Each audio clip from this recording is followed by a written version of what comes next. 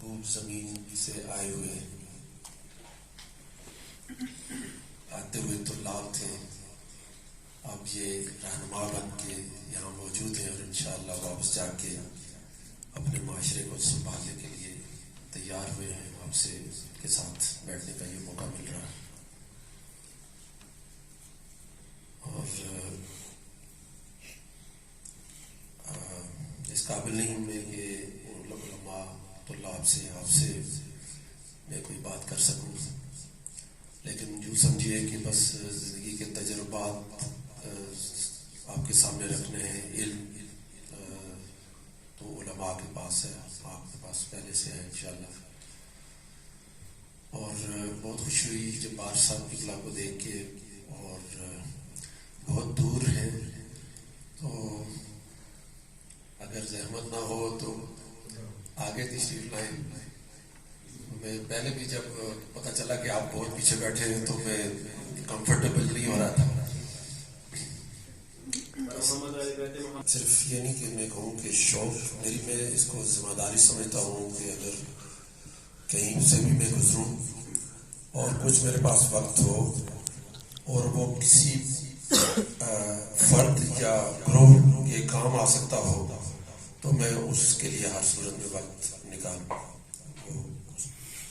اور یہ جو ہی انہوں نے مجھے قبلہ ثاقب صاحب نے پہلے دن ہی اس کا ذکر کیا تو میں نے اس پہ یہ بات کی تھی. اور جیسا کہ اب آپ کو پتہ چل ہی گیا ہے کہ والدہ محترمہ کا انتقال ہوا، اور ایک چیز جو تقویت دیتی ہے ایسے مرحلوں پہ کام کو جاری رکھنے کے لیے، وہ میں اپنے بچوں کو کہہ چکا ہوں کہ اگر ایسا ہو کہ آپ نے کسی مناسبت سے اپنے گھر میں یا اپنے علاقے کی مسجد امام بارگاہ میں یا کسی بھی ادارے میں کوئی محفل رکھی ہوئی ہو، کوئی سیمینار رکھا ہوا ہو، علوم آل محمد کے فروغ کے لیے کوئی بھی ایسے آپ نے برنامہ مرتب کر رکھا ہو، اور اس دوران اگر آپ کو یہ خبر ملے کہ I am no more with you, تو آپ نے اس پہ پہلا لمحہ تو ظاہر ہے کہ شکر الہی کا ہے، رضا پہ قضا پہ خوش ہونا، راضی ہونا ہے. پہلا لمحہ تو وہی ہے. دوسرا لمحہ پلاننگ کرنی ہے. آپ 3 بھائی ہیں تو ایک جو ہے وہ مجھ پر توجہ دے گا اور 2 جو ہیں وہ اس برنامے پہ توجہ دیں گے جو آلریڈی ترتیب میں ہے. بس اس سے زیادہ میرے ارد گرد گھومنے کی ضرورت ہے، ہم جا چکے ہوں. تو یہ ہے کہ یہ چیزیں اہم ہیں، یہ وہاں جانے کے لیے، وہاں کی سہولتوں کے لیے اہم ہیں. اس لیے اس پروگرام میں شرکت کی وجہ سے مجھے اپنی توجہ تقسیم کرنے میں مدد ملی ہے. اور ہم سب مل کے والدہ گرامی کے لیے دعا کی میں آپ سے التجا کرتا ہوں، اور سب مل کے دعا کریں گے. اور اس سرزمین سے ان کے ہاتھ میں جب دعا ہوگی تو انشاءاللہ ہمارے زمانے کے امام کا ظہور میں تاجیل فرما. تو تاجیل ان کے آنے کی جلدی، ایک بہت بڑے کام میں بہت بڑے نتیجے کے آنے کی جلدی. درس یہ مراد ہے کہ جو اپنے رشد کے جس مرحلے پر اس وقت موجود ہے، اب سے 1 گھنٹے بعد وہ ایسا نہ ہو، اس سے بلند ہو چکا ہو. آج جہاں ہے، کل آنے والا کل جو ہے وہ آج سے بہتر ہو. وہ پیچھے مڑ کر دیکھے اپنی زندگی میں تو گزشتہ ہفتے سے آج اگر وہ اپنا موازنہ کرے اپنی آج کی حالت کا، تو وہ یقین سے کہہ سکے کہ الحمدللہ پچھلے ہفتے کی نسبت میری پروگرس بہتر ہے، میں بہتر ہوں. تو یہ دعا کا رخ بدلنے کی ضرورت ہے. معلوم نہیں علماء کی محفل میں یہ میرا جملہ کتنا ناگوار ہو سکتا ہے، لیکن بہرحال غلط ہوا تو اصلاح ہو جائے گی اور صحیح ہوا تو اچھا ہے کہ پروردگار ہم فی الحال یہ نہیں مانتے کہ امام کے ظہور میں تاجیل فرما. ہم یہ مانتے ہیں پروردگار ہماری فعالیت میں تاجیل فرما. ان کے استقبال کے لیے ہمیں جو کچھ کرنا ہے اس میں ہمارے کرنے کے عمل کو میں تاجیل فرما. ہم جلدی سے بہتر ہو جائیں, ہم جلدی سے اس قابل ہو جائیں کہ کم سے کم جتنے افراد زمین پر مطلوب ہیں ان کے آنے کے لیے ہم ان میں شامل ہوں. تو پروردگار ہماری یہ دعا قبول فرمائے کہ ہمیں جلدی سے جلدی وہ ساری توفیقات نصیب ہوں جو ہم میں سے ہر ایک کے لیے کسی نہ کسی زاویے سے مخصوص ہے, اور ہر ایک نے اپنے اپنے سے ایک خاص کام کرنا ہے, اس کی جواب دہی ہے اور اس کی ہمیں شناخت کرنی ہے. پہلا کام تاجیل کے ساتھ تو یہی ہے. بہت جلدی سے میں یہ گزر رہا ہوں کہ شناخت کرنے کے لیے کوئی بہت زیادہ تجزیات کی ضرورت نہیں ہوگی, فقط یہ جاننا کافی ہے کہ میں جب پرائمری میں تھا میرے ساتھ کتنے لوگ تھے, میٹرک میں کتنے تھے, وہ کہاں گئے, ان میں سے کتنے جو ہیں آگے تعلیم میں کسی مقام پر پہنچے. جب اس سے اگلے مرحلے میں داخل ہوئے وہ ہمارے ساتھ والے کتنے تھے, میٹرک میں, ایف اے میں, بی اے میں کتنے تھے. پھر کچھ لوگ جو ہیں وہ اس دنیا میں رہ گئے, کچھ کو اللہ نے اتنا شرف بخشا کہ وہ اپنے دین کے لیے قبول کر لیا. مگر یہ کتنے آئے تھے, 100 آئے تھے, ان میں سے 50 باقی بچے, باقی شاید نہیں چل سکے یا جس طرح ہونا چاہیے تھا اس طرح نہیں. تو یہ ہے, تو ہر انسان جب تھوڑا سا اس پروسیس کو باریکی سے کر لے تو اسے آخر میں ایک بات مل جائے گی. وہ ایک بات یہ ہے کہ پروردگار نے مجھے ایک خاص جس چیز میں تیار کیا ہے ابھی تک, عزت کے ساتھ, تعلیم کے ساتھ, کچھ ادب و آداب کے ساتھ, کچھ وسائل کے ساتھ مجھے ایک جگہ تک پہنچایا ہے. اسی میں میرا وہ فریضہ شامل ہے جس میں خاص مجھے جواب دہی. اس کے علاوہ وظیفہ شناسی میں آپ نے بہت کچھ ممبر سے بیان کیا ہوتا ہے, وہ ساری چیزیں اپنی جگہ, لیکن یہ ایک پہلو وظیفہ شناسی کا کہ مجھے کیسے پتا چلے کہ میرا مقصد حیات کیا ہے.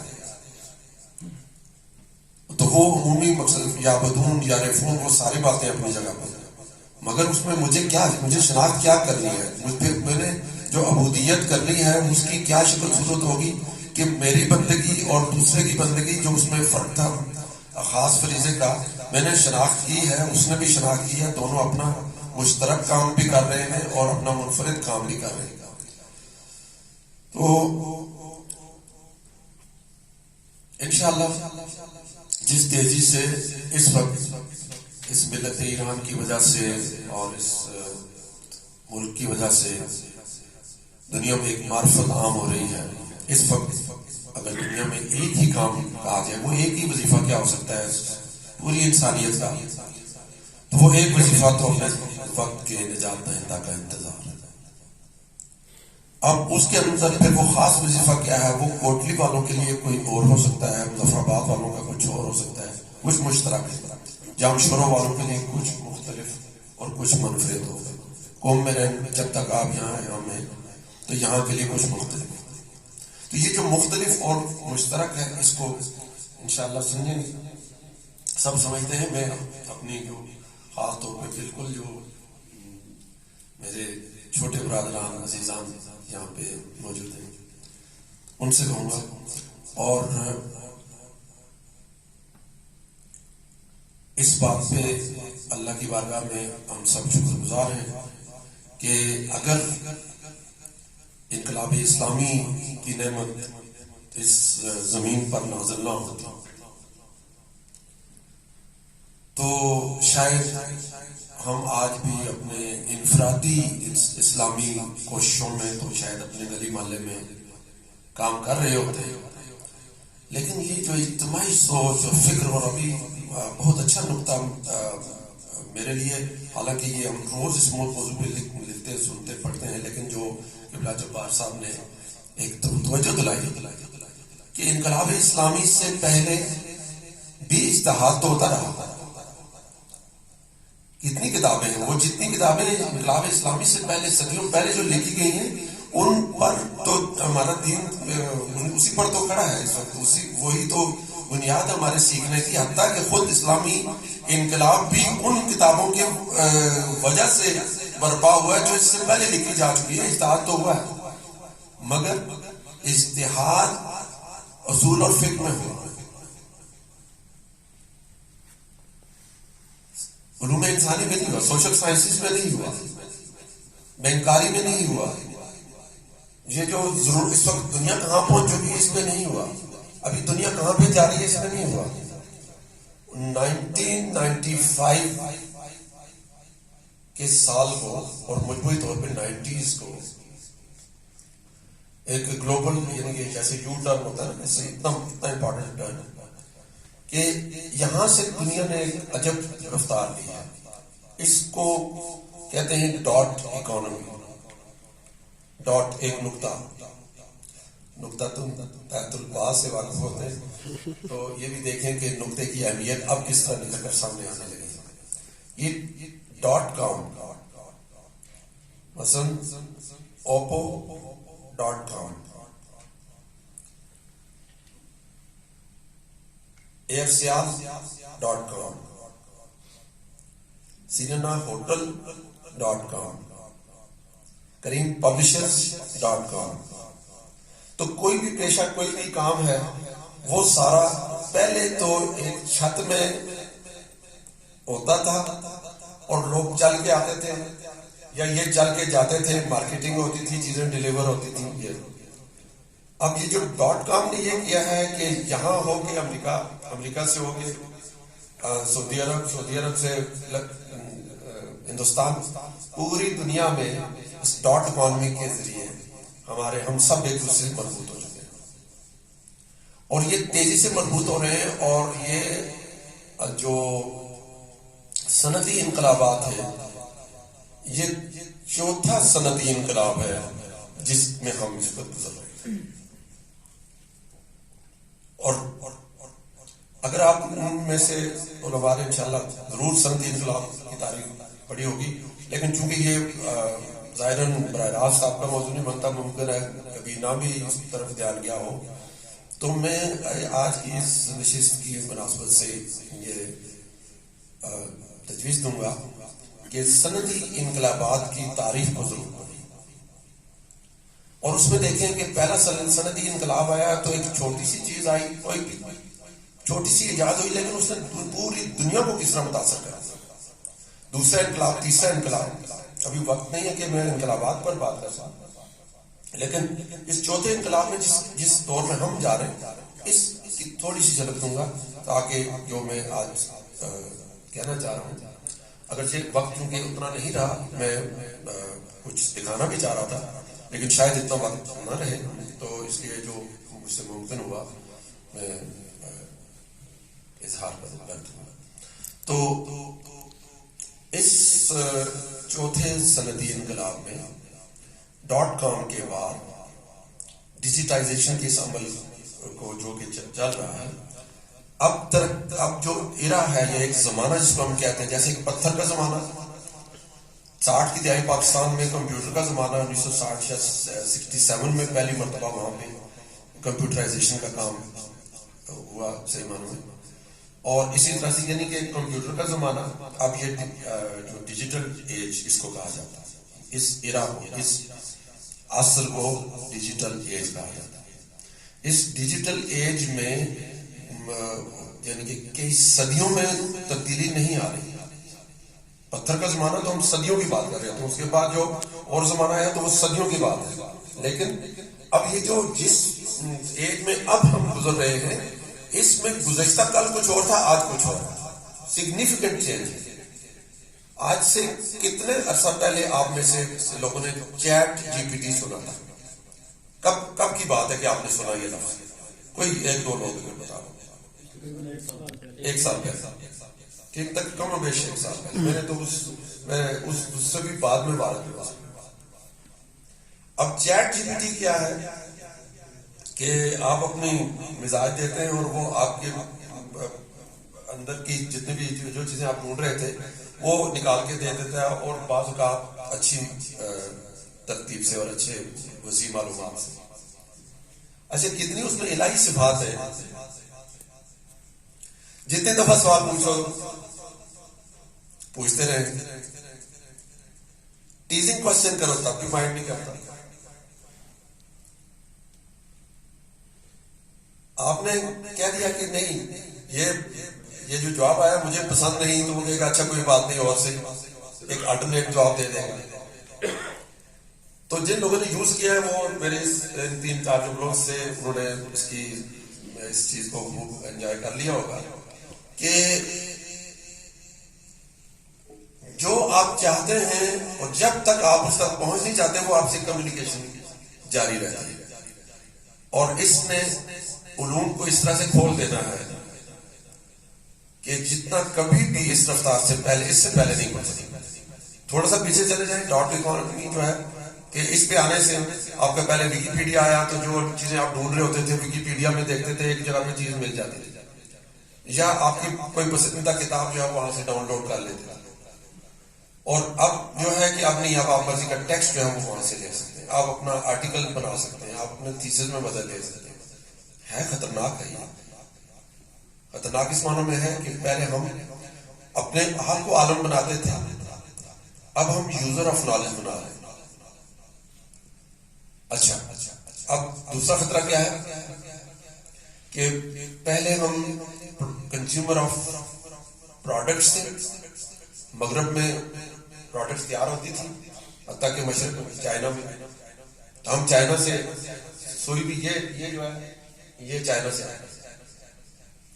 ہمارے یہاں تو سوئی اور یہ جو ایون جو لکڑی کا بنا ہوا فوڈ جس کو کہتے ہیں ڈرائی کرنے کے لیے، تو بچپن سے ہمیں اس بات پہ تکلیف ہے. مجھے اپنا بچپن یاد ہے کہ جب مجھے یہ بتایا جاتا ہے کہ یہ جو فٹا ہے جس کو ہم کہتے ہیں جو فوڈ کہتے ہیں یہ چائنا سے آتا ہے، تو مجھے خوف ہوتی تھی کہ لکڑی تو ہمارے پاس بھی ہے پھر یہ چائنا سے کیوں آتا ہے.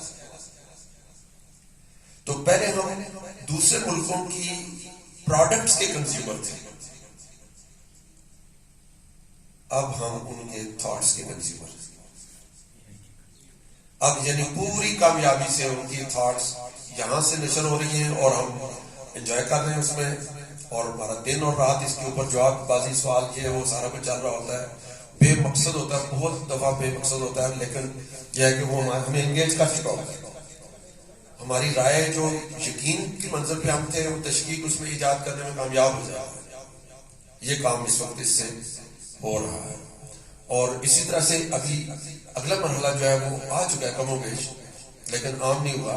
وہ ہے کہ ہیومن بینگ جو ہے، جیسا یہ چیٹ جی پی ٹی کی مثال ہے کہ آپ کی مرضی کی چیز کو ٹیکسٹ بنا کے دیتا ہے، تو جو ہیومن بینگ بنا لیا گیا ہے اب وہ آپ کی مرضی کے احساسات جذبات ان سارے زاویوں سے وہ آپ کے ساتھ انٹریکٹ کرے گا. یعنی وہ ناراض بھی ہوگا، کچھ بھی ہوگا، وہ آپ کی مرضی کے مطابق. جیسے آپ کا ایک وفادار ملازم ہے تو وہ کیسے کرتا ہے، اور اگر آپ کا غصے والا ہے گھر میں تو وہ کیسے کرتا ہے. یہ ساری چیزیں اس مصنوعی انسان میں ہوں گی، اور آپ اس سے گھر میں اور دوسرے جگہوں پہ دفتروں میں فائدہ اٹھا رہے ہوں گے. تو اس سے علوم کتنا کھلیں گے، کام کتنا آسان ہوگا.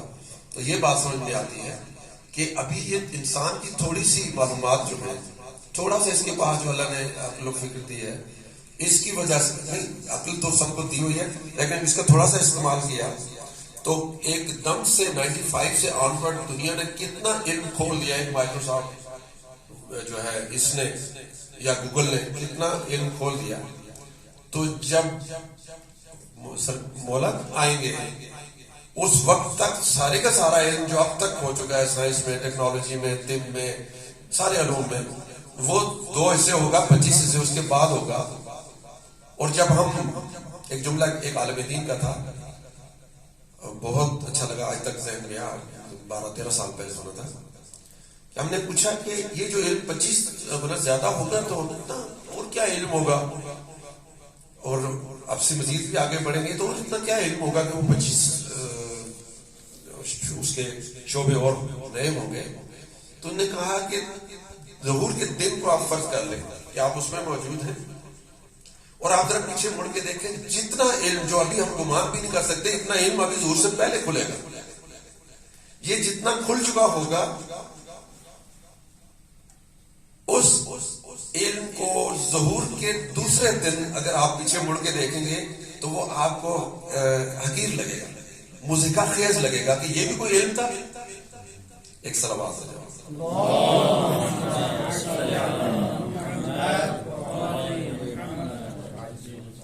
تو اس زمانے میں، اس تیزی سے بدلتے ہوئے زمانے میں، ملت اسلامیہ کہیں کی بھی نہ رہی ہوتی اگر ملت ایران نہ ہوتی.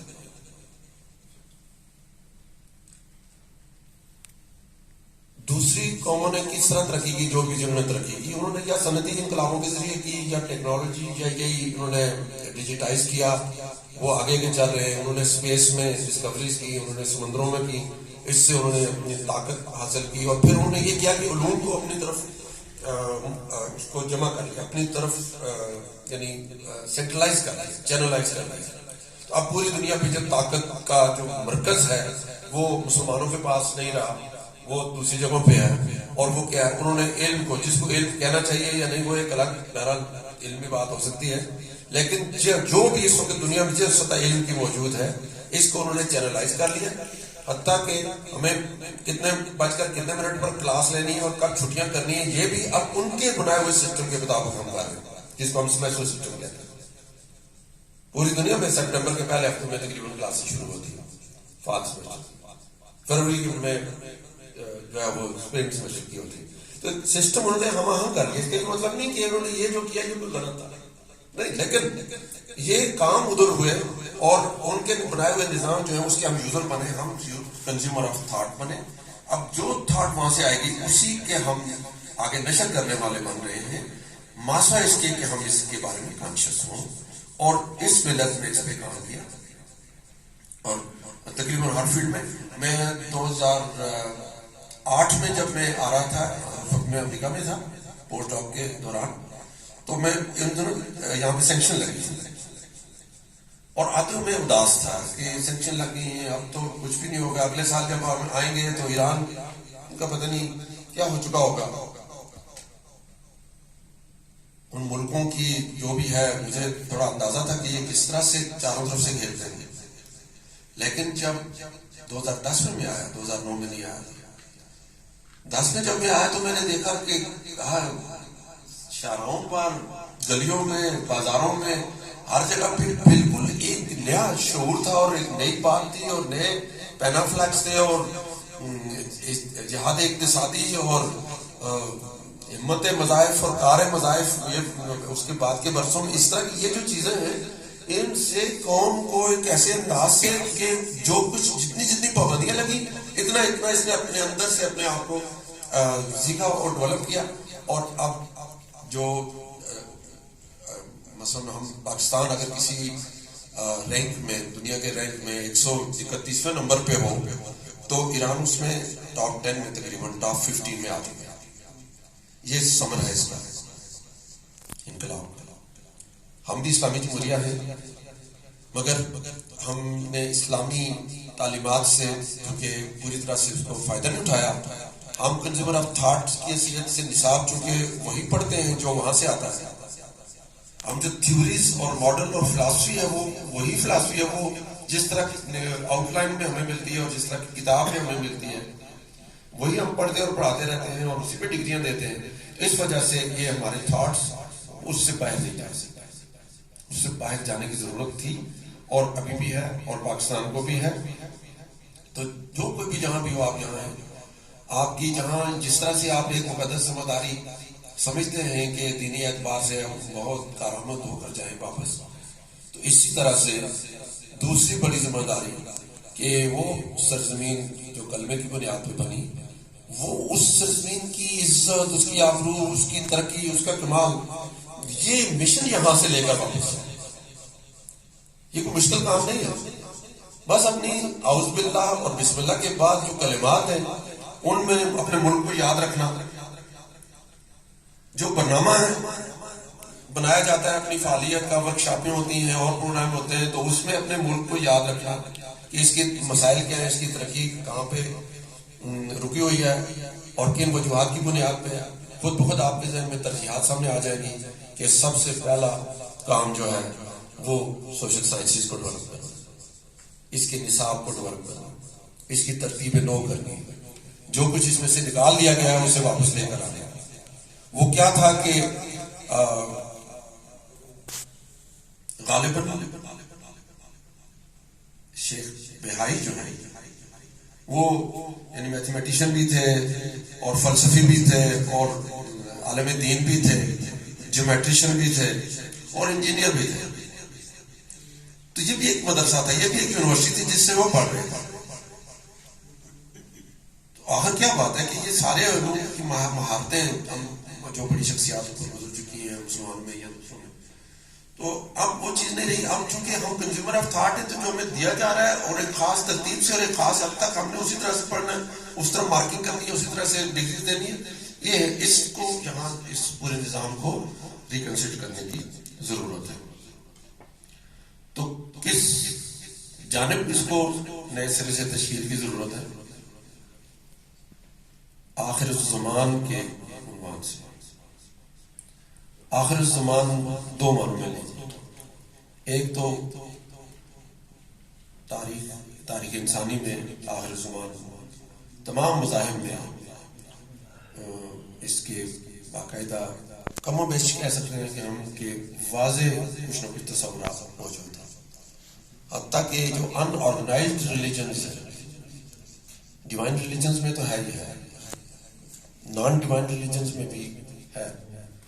نان ڈیوائن کے اندر بھی جو نان آرگنائزڈ ریلیجنز ہیں جن کا اسکرپٹ بھی کوئی نہیں ہے، ان میں بھی ان کے مستقبل کا ایک نقشہ ان کے ہاں موجود ہے۔ تو اس میں یہ جو زمانہ ہے اس کے بارے میں جیسے ہندوؤں کے جو الفاظ ملتے ہیں کہ یہ دنیا ظلم سے فساد سے اتنی خراب کر دی جائے گی کہ رہنے کے قابل نہیں رہے گی۔ پھر ہمارا 12واں اوتار آئے گا۔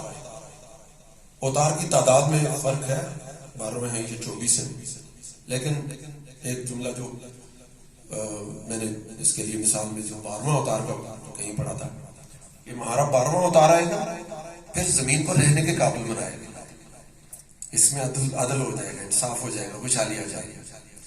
تو یہ تو ہے آخر الزمان کا ایک پہلو جو سارے مذاہب میں ہے، اور ایک پہلو جو خود مخصوص ہم آنے والے کے انتظار میں ہیں۔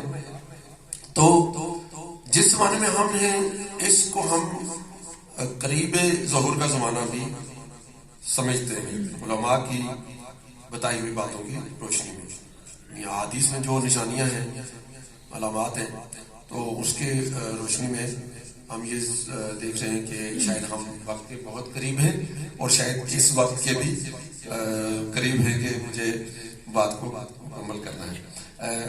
ابھی ہوا کیا ہے ٹائم؟ آخر زمان انتہائی مشکلات کا، انتہائی سنگین ترین زمانہ تاریخ انسانی کا ہوگا۔ ایسا اتنا مشکل زمانہ کبھی نہیں ہوا ہوگا۔ آپ یوں زیادہ دور نہ سمجھے، یوں سمجھے کل سے ڈرا نہیں رہا، خوشخبریاں ہیں اس میں، لیکن اتنا سنگین کہ جو ہماری اس وقت کی جو تعلیم ہے، جتنی ہمارے پاس تربیت ہے، جتنی ہمارے پاس اقدار ہیں، جتنا ہمارے پاس رہن سہن یا جس طرح ہم چلتے پھرتے ہیں، کھاتے پیتے ہیں، اس سارے اسباب کے ساتھ ہم اس میں سروائیو نہیں کر سکتے، ہم وائپ آؤٹ ہو جائیں گے۔ اتنا سنگین زمانہ ہے۔ وہ پہلا جو ہے تقاضا ہے بقا کا، اس زمانے میں ہم بچ کیسے جائیں گے؟ یعنی زلزلے ہوں گے، حوادث ہوں گے، بیماریاں ہوں گی، وبائیں ہوں گی، پوری دنیا پہ وبائیں ہوں گی، 2 مرتبہ ہوں گی، ممکن اور روایات ہوں، 2 مرتبہ مہنگائی ہوگی تو عالمی ہو جائے گی، پوری جہان پہ ہوگی، اس طرح کی چیزیں۔ لیکن آپ دیکھیں ایک کرونا کی جو ہے سے بڑے بڑے ملک جو ہے، طاقتور ملک جو ہے وہ اس سے مغلوب ہو گئے۔ تو وہ تو پہلا تجربہ تھا کسی کا کہ ہم دنیا کو اپنے کنٹرول میں لے کے آنا ہے، سب کو اس پر لے کے آنا ہے، سب کے نام یہاں پہ، سب کے نام یہاں پہ ہو جائے، پھر جب ضرورت پڑے گی جیسے جیسے ڈیٹا چاہیے ہوگا تو اگلے مرحلے پہ اس کو ہم استعمال کریں گے۔ وہ تو ابھی ایک ٹیسٹ تھا، جب حقیقی بیماری آئے گی اس طرف سے لائی جائے گی تو وہ کتنی سنگین ہوگی۔ خوشخبری کس کے لیے؟ ان کے لیے کہ جو اس کے لیے تیار ہے۔ اچھا، تو بقا خود ہم اس سے بچ کر نکل جائیں کہ ہم ظہور تک پہنچ جائیں، استقبال امام تک پہنچ جائیں. یہ ایک پہلو. دوسرا ہے بچ جانا کافی نہیں ہے. ہم انسان کے اندر ترقی کرنے کا جذبہ رکھا گیا ہے، تو ہر کوئی چاہتا ہے کہ وہ ترقی کرے، اور انفرادی اور as a community, as a انجمن، ایز اے ملک ہم ترقی کرنا چاہ رہے ہیں، یا مسلمان ملک بھی ترقی کریں. تو ایک فرد جو ہے وہ ترقی نہیں کر پائے گا اس آنے والی مشکل زمانے میں. جہاں ہے بس گزارا کر لے، باقی رہ جائے، یہ والی کیفیت ہوگی. ہاں کچھ لوگ ترقی کرنے میں کامیاب ہو جائیں، ان کے لیے خوشخبری ہے. وہ کیسے؟ پھر اس کے لیے مہارتیں چاہیے، اسکلز چاہیے. اور زندہ رہ جانا کوئی کمال نہیں ہے، ترقی کر لینا کوئی کمال نہیں ہے. کمال یہ ہے کہ جسے کمال کہا گیا ہے. کمال نیئرنس ٹو گاڈ ہے، کمال قرب الہی ہے، کمال یعبدون ہے. تو وہ اس زمانے میں مشکل ہو جائے، یہ کیونکہ سنگین زمانہ ہے، تھوڑی سی مشکل پیش آ جائے. آپ ذرا سا گمان میں لے آئے ایک پرانے 2-4 سال 5 سال پہلے کا ایک واقعہ آپ میں سے ہر کوئی، کہ آپ زیارتوں پہ جا رہے تھے، بس تیار تھی اور کسی جگہ پہ بس رکی، کہا گیا 15 منٹ بعد سارے جمع ہو جائیں. تو کچھ جمع ہو کے وقت پہ آ کے بیٹھ گئے، کچھ میں ابھی نیچے کھڑے تھے آرام آرام سے قدم رکھ رہے تھے، اور کچھ میں وہ بس چل پڑی اور انہوں نے بھاگنا پڑا تھوڑا. تو وہ جتنی اقدار تھی، جتنا بڑے کا ادب تھا، جتنا امام والے کی تعظیم تھی، جتنا کسی بوڑھے بزرگ کا ایک خاص لحاظ تھا، وہ سب کچھ ایک پلک جھپکنے میں گم ہو جاتا ہے. اور اس وقت افراتفری ہوتی ہے اور ہر کوئی دوسرے کو دھکا دے کے آگے بڑھنے کی کوشش کرتا ہے. اقدار بدلتی ہیں. ہم ایک ویلیو سیٹ لے کے اس وقت اگر یہاں جو بیٹھے ہوئے ہیں، اگر خدا نخواستہ حالات بدل جائیں ابھی کسی بھی وجہ سے، تو ہماری ویلیو سیٹ جو ہے وہ ایک ڈفرنٹ ویلیو سیٹ اس وقت ایکٹیو ہو جائے گی. اور کچھ ہم میں سے اچھے رویوں کے ساتھ اس سے اگلے مرحلے میں داخل ہوں گے، کچھ جو ہے ایکسپوز ہو جائیں گے کہ یار یہ بندہ تو ایسا نہیں تھا، یہ دیکھو اس نے وہ تو مجھے دھکا دے کہ آگے ادھر گیا، یا مجھے چھوڑ کے چلا گیا، یا اس نے خود غلطی کی. یہ چیزیں تو کمال تک پہنچنا کیا ہے کہ ہم اقدار کا وہ سیٹ، مہارتوں کا سیٹ چاہیے باقی رہنے کے لیے، ترقی کرنے کے لیے، اور دنیاوی طور پہ کمال کے پر پہنچنے کے لیے. جو آدمی دنیاوی چیزوں میں ماہر نہیں ہے، وہ دنیاوی کسی بھی چیز میں اوپر نہیں جا سکتا. تھوڑا بہت رہے گا اپنے اپنے کام میں جس میں لگا ہوا ہے. کوئی آپ طالب علم ہے تو میں سے جو صرف جو اپنے بچے ہیں ان سے میں مخاطب ہو رہا ہوں. طالب علم ہے، جی پی آپ کا ٹھیک آ گیا، آپ پاس ہو گئے، آپ کے سبجیکٹس ٹھیک جا رہے ہیں، یہ کون سی بات ہے؟ یہ تو کوئی کام ہی نہیں ہے سرے سے. یہ تو اب تک قابل غور، قابل ذکر ترقی بھی نہیں ہے کہ ہم یہ کہیں کہ ہم پاس ہو رہے ہیں، پاس ہو رہے ہیں، پاس ہو رہے ہیں. نہیں، یہ قابل ذکر ترقی نہیں ہے. قابل ذکر ترقی یہ ہے کہ آپ اپنے اندر کی شناخت کریں کہ آپ کی پہلی سطح کیا تھی اور اب کیا ہے، آپ کی پہلی اقدار کیا تھی، اب کیا ہے. آپ پہلے اپنے لیے دوسروں کے لیے کتنے تھے، اب کتنے سمجھداری سے دوسروں کے لیے بھی بہت کچھ ہو جانا. ہر صورت میں دین اس کی نہیں اجازت دے رہا. اپنے دین ایک عقل مندی کے ساتھ اپنا کام کتنا کرنا ہے، دوسرے خانوادے کا کتنا ہے، دوستوں کا کتنا ہے، ساری چیزوں کا. تو یہ پورا ایک ویلیو سیٹ چاہیے، اور وہ سارا ویلیو سیٹ اس کی آئیڈینٹیفیکیشن ہوگی، شناخت ہوگی، پھر اس کی اپنے اندر اس کو جذب کیا جائے گا. تو یہ وہ کمال ہوگا جو کمال ڈیوائن ہے، جو الہی ہے، جو منشا الہی ہے. اب واپس آپ جائیں گے، سوچ رہے ہوں گے واپس جائیں کیا کریں. تو میری ریٹائرمنٹ ہوئی تھی 17 مارچ 2020 کو، اور 18 مارچ کو میں نے پہلا سیشن آن لائن شروع کیا تھا. ان سینئر جو طلاب یہاں پہ تھے جو بالکل آمادہ تھے واپس جانے کے لیے کہ واپس جا کے ہم کیا کریں. اور یہ سیشن تقریباً 2 سال سے کچھ کم چلتا رہا. ہر ہفتے میں 1 گھنٹے کی میں یہ سیشن ہوتا ہے. تو یہ بہت بڑا اہم موضوع ہے. اس وقت اس پہ بات نہیں ہو سکتی، لیکن یہ جو واپس جانا چاہتے ہیں وہ 2 سال پہلے اپنا ذہن بنائے کہ انہوں نے واپس جانا. مطلب میں نے مہارتوں کا ذکر کیا، یہ والا سیٹ، یہ والا سیٹ، یہ والا سیٹ، واپس جا کے وہاں کامیابی کے لیے کون سا سیٹ چاہیے، اسکلز کا اور ویلیوز کا.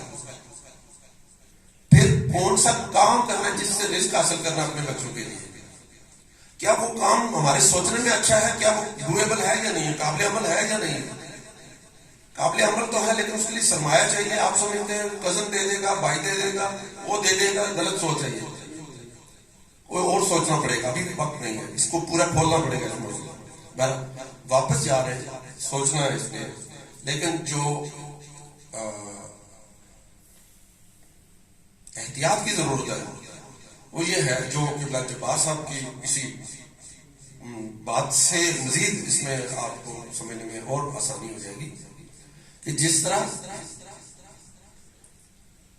پہلے اجتہاد ہوتا رہا لیکن علوم انسانی میں معاشرے کے لیے جس اجتہاد کی ضرورت تھی وہ اب انقلاب کے بعد ہوا. تو اسی طرح پہلے بھی علماء یہاں سے تیار ہو کے, نجف سے تیار ہو کے آتے تھے, واپس آ کے مسجد امام بارگاہ بناتے تھے, اور وہ تھی ضروری تھا. اگر وہ مساجد ہم تک نہ ملی ہوتی تو ہم اپنے علاقوں میں مجلسیں نہ سنی ہوتی, وہ نہ ہوتی تو ہمارے تک تعلیم نہ ہوتی, ہمارا یہ شوق نہ ہوتا کہ ہم یہاں آ کے علوم حاصل کریں. تو وہ اپنی جگہ پہ ضروری ہے. مگر آپ نے جا کے معاشرے کو سنبھالا. اب پورا معاشرہ آپ کی مسجد ہے اور پورا معاشرہ آپ کی امام بارگاہ ہے. اب اس میں صرف یہ شعبہ انتخاب کرنا ہے پہلے, پھر اس کے لیے یہاں سے تیاری کر کے جانا ہے. ایک چیز جو موانع میں بہت سارے موانع ہوتے ہیں, لیکن اس میں ایک بہت بڑا ہے, بہت بڑی رکاوٹ ہے جو کہ میں ضرور چاہتا ہوں کہ عرض کر دوں. اتفاق ہو سکتا ہے آپ نہ بھی کریں, لیکن چلیں سوچ کے لیے چھوڑ رہا ہوں کہ ہم جب مخلص ہو جاتے ہیں کہ ہم نے جہاں پہ کوئی کام کرنا ہے اور کوئی نقشہ بھی بنا لیتے ہیں کہ یہ کام کرنا ہے, تو یہ نقشہ جب اس کا ہم اگر دیکھنا چاہیں کہ یہ چھوٹا کام ہے یا بڑا کام ہے, تو یہ بڑا کام ہوتا ہے. ہم جا رہے ہیں واپس, ہم نے ایک بڑا کام کرنا ہے. اب بہت ناگوار جملہ, بہت معذرت سے پیش نہیں, بس پہلے سے کہہ رہا ہوں ناگوار جملہ, کہ اگر واقعی بڑا کام کرنا چاہتے ہیں واپس جا کر تو بڑے کام سے توبہ کر کے جائیں. نہیں, بڑا کام نہیں, بس چھوٹا سا ایک کام شروع کرنا وہاں جا کے, جتنا میں خود کر سکوں اور جس کو میں چلا سکوں, جس میں میں نبھا سکوں. کم از کم 3 سال مجھے کسی کا دستے نظر نہ ہونا پڑے, اور 3 سال اگر میں نے اپنے خلوص سے اپنے پروجیکٹ کو خدا کا پروجیکٹ ثابت کر دیا تو وہ اس پروجیکٹ کو لے جائے گا. پھر وہ وہی جیسے ادارے, وہ ان کے جو ملا صدرہ جیسے کام اور اتنی بڑی لائبریریاں اور یہ سارا کام پھر یہ خود بخود یہ پروردگار اپنے ذمہ لے گا. تو یہ ہے چھوٹا کام جا کے واپس کرنا ہے. اور ان میں سے ایک اور معنی میں سے یہ ہے کہ ہم خود اپنا ادارہ بنانا چاہ رہے ہوتے ہیں, اس کے بجائے موجود اداروں کے ساتھ تقسیم کی جائے. کوشش کریں کہ یہاں سے یہ مزاج لے کر جائیں کہ پہلے جا کے 1-2 سال اپنے آپ کو مدیریت میں نہیں ڈالنا. ادارہ سازی میں وہ مدیریت ہے, مدیریت یہاں نہیں سکھائی گئی, نہیں سیکھی. یہاں پہ علوم, فقہ, اصول, کلام, تاریخ, یہ چیزیں سکھائی گئی. تو جو آلریڈی ادارہ بنا چکے ہیں انہوں نے وہ تلخیاں برداشت کر لی ہوئی ہیں کہ ادارے بنانے میں جو پیش آتی ہیں, اب وہ کچھ سنبھل چکے ہیں. ان میں سے جس کا مزاج تھوڑا تھوڑا آپ سے قریب ہو سکتا ہو اس کو قبول کر لیں. پہلے 2 سے 3 سال کوشش کریں کہ اپنے اداروں کو مضبوط کریں جو پہلے سے چلے. اختلاف کو ذہن میں رکھ کے جائیں, بہت سارے عصیب ہیں وہ آپ پہ جائیں, تو انشاءاللہ اس میں کچھ کام ہو سکے گا. میں جو چیز دکھانا چاہتا تھا وقت میں پہلے مجھے اندازہ ہو چکا تھا, اس لیے نہیں, وہ میں چاہ رہا تھا کہ 21ویں صدی میں ہم ہیں تو وہ کون سی مہارتیں ہیں جو مدرسوں میں حوزوی لوگوں میں ہونی ضروری ہیں. کل میرا مہدویت کی جو انٹرنیشنل کانفرنس میں یہی موجود تھا. تو انشاءاللہ پھر کبھی ہوا موقع تو آپ کے ساتھ باتیں اس طرح سے ہوں گی. اب میں یہاں پہ روک دیتا ہوں کیونکہ ہو سکتا ہے کوئی سوالات ہوں. چاہتا تھا کہ اس کے اختتامی اس کو میں منظم طریقے سے سمیٹ سکتا, لیکن